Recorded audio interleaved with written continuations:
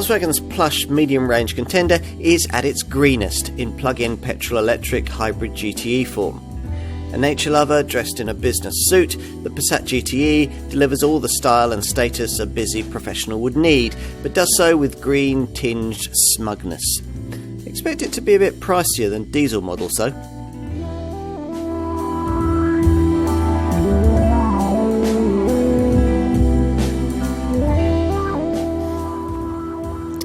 Over 8 generations, the Volkswagen Passat has evolved from a slightly oddly proportioned family car into today's handsome saloon or estate model that comes close to stepping on the toes of sister brand Audi. The GTE suffix was first used on the Golf petrol plug-in hybrid, and the technology was subsequently introduced into the Passat range, reducing emissions and improving fuel economy in a car that traditionally covers higher mileage. Plug-in hybrid technology will make a lot more sense for many buyers than conventional self-charging full hybrid engines do. Keep the car charged up from a plug point, and if all you cover is a normal commuting distance, you could conceivably never have to fuel the car up at all. Yet, unlike a full electric car, there's seamless transition to full engine technology for longer distances. This revised Passat GTE gets a bigger drive battery, 30% more zero emissions range, and some extra drive mode functionality.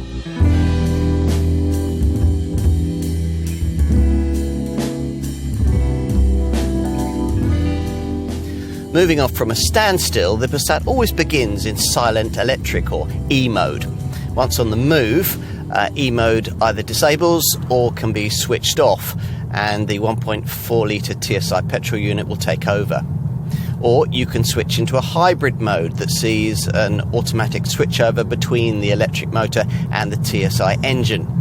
As the car drives in this setting, it'll be recharging the battery pack and making full use of regenerative braking to top up the electricity on board. When the two power units combine, they produce a combined 218 PS, which allows the car to accelerate to 62 miles an hour in 7.6 seconds and onto a top speed of 140 miles an hour. Hybrid mode also gives you a battery hold option, so you can save battery charge for later on in your trip, say urban driving you might have to do at the end of a lengthy journey.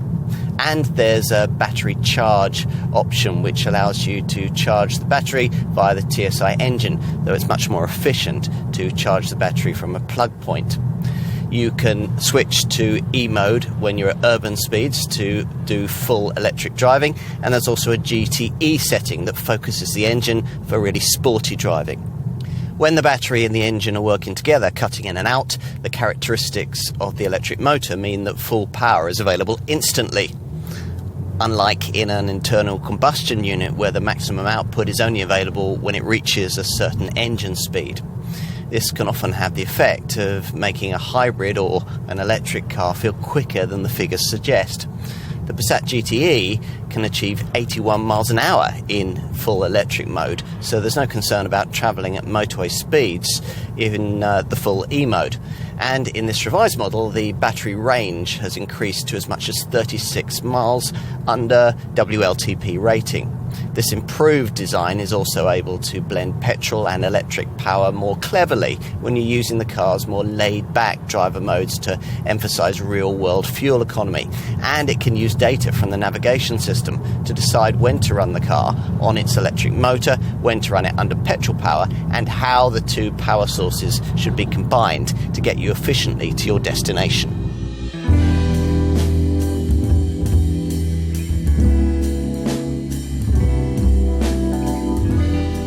After 7 generations of slightly conservative design, the Mark 8 Volkswagen Passat emerged as a rather handsome, well-proportioned automobile, and has been improved in this revised form with full LED headlights and tail lights that emphasise the car's width.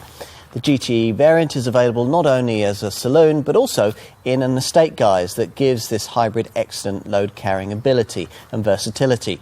The exterior is thoroughly modern and gives this generation Passat a more prestigious appearance than its predecessor. A narrow blue line across the top of the grille identifies this as the plug-in hybrid model. A high-quality interior reinforces the grand touring purpose of this GTE, with comfortable ergonomic seats designed to reduce driver fatigue on longer journeys. As in any normal Passat, the dashboard features a big central screen. In this revised car, it's VW's third-generation MIB touchscreen infotainment system. In the case of the GTE, this display has a range of other eco-minded functions. Through the steering wheel, you can specify a set of optional digital virtual dials. The seats, as in most Volkswagens, initially feel unyielding but are supremely comfortable over longer distances. 3 adults can fit across the back too. Compared to the diesel models, the only compromise in space is down to the placement of the lithium-ion battery pack under the rear seats, which has resulted in the fuel tank taking up some hidden storage space in the boot of the car. Boot space in the saloon is 402 litres, down from 586 litres in a conventional model, and you can fold the seats to free up more room. Boot space in the estate is 483 litres, down from 650 litres in a conventional model.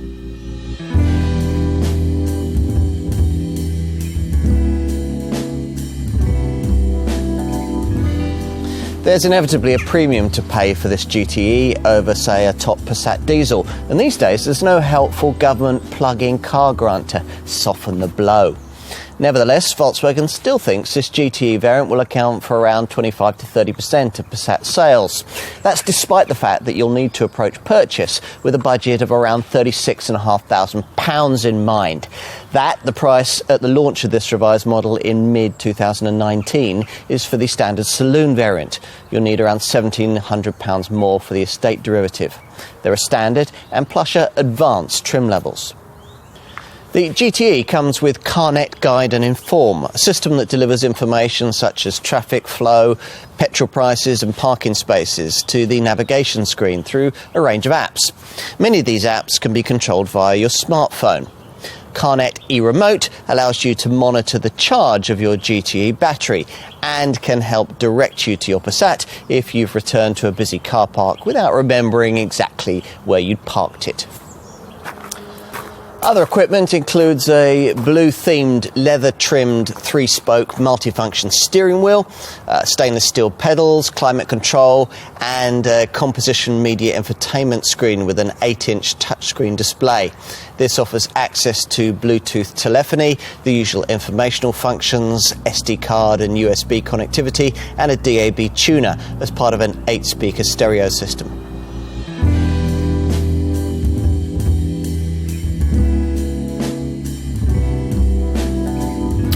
First, the headlines. Volkswagen claims an unlikely sounding 235.4 mpg WLTP combined cycle fuel figure for the base spec saloon version of this car. It's 201.8 miles to the gallon for the estate, along with a squeaky clean 32 grams per kilometre of NEDC rated CO2 for the base spec saloon. It's 36 grams per kilometre for the GTE estate in base spec. Plus, under the WLTP cycle, it's now supposed to be able to travel on full electric power for up to 36 miles when fully charged. In other words, if the vehicle is only used for short commutes and recharged regularly overnight, it is conceivable that this GTE could be run entirely on off-peak electricity, costing pennies rather than pounds to consume. The combined range of the petrol and the electric motor is around 660 miles, making it an ideal, comfortable car for longer journeys.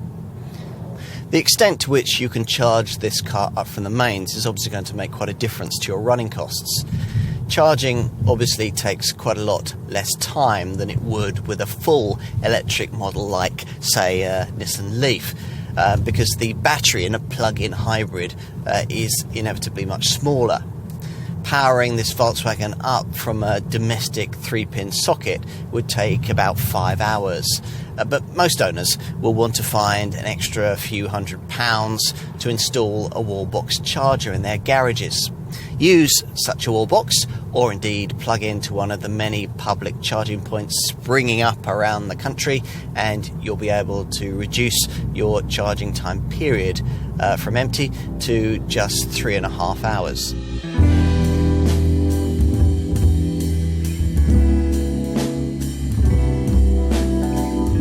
This Passat GTE will make a lot of sense for the right kind of buyer, scoring in the way that it makes something so complicated, so universally acceptable. There's no weird bodywork, no confusing digital readouts, no odd driving technique to master. Here you simply get a Passat very much as you might always have known it, just one with a little extra to offer. Yes, differences come with the plug-in hybrid technology, but as a driver you're not forced to embrace them. Indeed, drive this car in full engine mode and you could conceivably fail to notice anything out of the ordinary about it at all. Everything's so straightforward, so normal. Just leave the thing in its hybrid setting and you'll get diesel-like fuel economy with a real surging turn of pace when you need it. Even if you never once plugged this car in, you'd probably be perfectly happy with what you had. It's all deceptively unique. It's all a taste of the future, but in a car, very much of today.